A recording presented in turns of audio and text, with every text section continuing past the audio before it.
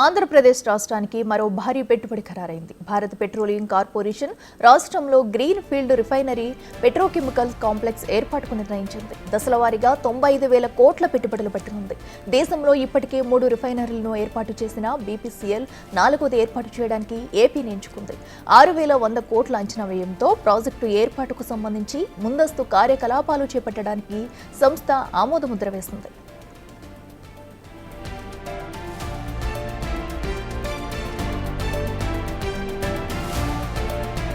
ప్రాజెక్టుకు 5,000 ఎకరాలు అవసరమని సంస్థ ప్రతిపాదనలు చేసింది. అయితే భూసేకరణకు సుమారు 1,500 కోట్లు ఖర్చవుతుందని అంచనా వేస్తున్నారు.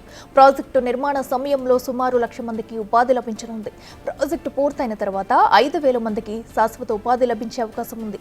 ప్రాజెక్టుపై బీపీసీఎల్తో త్వరలో ఏపీ ప్రభుత్వం ఒప్పందం కుదుర్చుకునుంది. ప్రాజెక్టు ఏర్పాటుకు మూలపేట, మచిలీపట్నం, రామాయపట్నం ప్రాంతాలను ప్రభుత్వం పరిశీలిస్తుంది.